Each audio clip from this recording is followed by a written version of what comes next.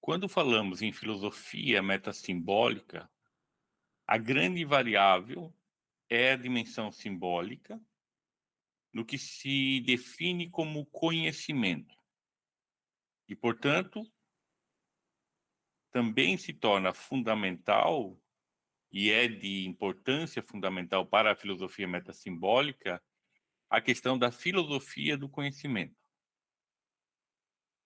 Isso porque o desenvolvimento do método científico trouxe um grande impacto para o desenvolvimento da humanidade, inclusive para a questão da saúde e longevidade associados, e o desenvolvimento tecnológico, a própria noção de progresso, abrindo a perspectiva de um futuro que se mostrava e que apontava para a paz, para a prosperidade, para a harmonia, uma série de outros valores.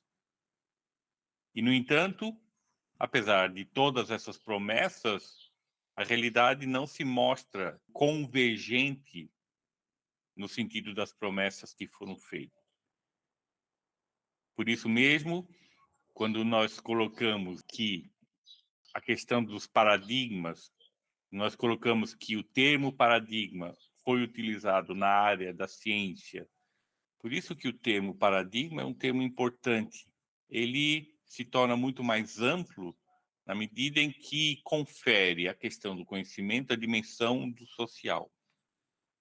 Historicamente, apesar da tendência de se enxergar o método científico como um método acima das dúvidas, extremamente irracional e criterioso, e nesse sentido nós podemos apontar, em termos de século XX, a primeira metade, Karl Popper, com seu empirismo crítico, que propunha a ideia de que a ciência se constituía como um método que propunha teses e critérios que permitiam a verificação dessas teses com a matemática, com as fórmulas, com o sentido de fazer evoluir a própria visão científica daquele momento.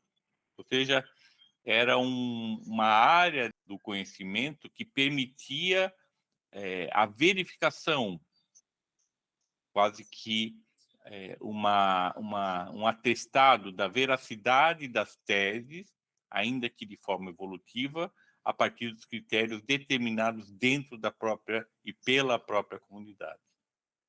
Nesse sentido, em oposição a Karl Popper, em 1935 é publicado um livro, A Origem e o Desenvolvimento de um Fato Científico, por um médico bacteriologista polonês, Ludwig Fleck, que, naquele momento, desmistifica essa visão que se tinha da ciência e que era predominante. Ludwig Fleck traz à prática científica a dimensão social humana mais ampla, ou seja, ele contamina o próprio desenvolvimento científico com elementos da existência humana para além das fronteiras científicas. Então, ele afirma que, ainda que existam elementos muito próprios e característicos da prática científica, essa prática ela é definida com base em fatores históricos, pensamentos remanescentes, coisas muito interessantes que o próprio livro dele esclarece muito bem. Mas interessante notar que Ludwig Fleck, com as suas ideias, quando publica o seu livro em 1935, não é considerado como um livro que merecesse qualquer citação, inclusive, nem mesmo crítica. O livro não é citado, o livro não tem nenhuma resenha, até porque Fleck era conhecido e entendido muito mais como um bacteriologista e não como um filósofo.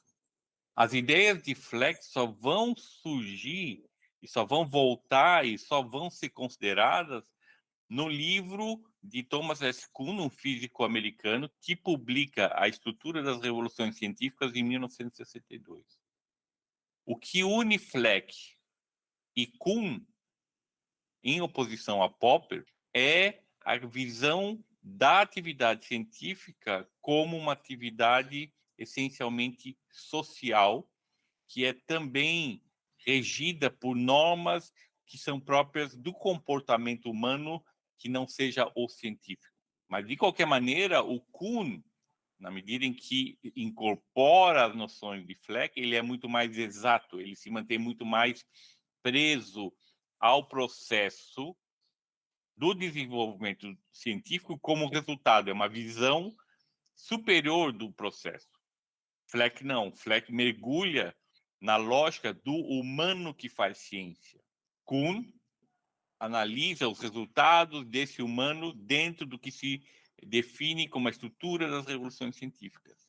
Fleck analisa o ser humano na sua interação de grupo como comunidade e também como indivíduo, no que se configura como o surgimento de um fato científico, que, na verdade, gera a própria noção de paradigma, e, no caso dele, com visão para a saúde. Portanto, o que se coloca aqui é muito mais a visão de Fleck, na medida em que ele analisa essa dinâmica do humano na dimensão do individual, que vai ter repercussão e que é trabalhado, porque não fica preso no individual, mas é trabalhado na dimensão da coletividade. E aí, seja ela científica ou não. Então, se de acordo com Kuhn, na prática científica, o paradigma é muito mais bem definido, ele é escrito, existem as teorias de fundamentação, para além da ciência, ou seja, na existência, essas formulações não são feitas de forma clara. Não existe uma teorização da existência de forma integrada. Existem bolsões, sociologia e uma série de psicologia e uma série de outras pseudociências, mas não um paradigma que consiga dar conta do processo.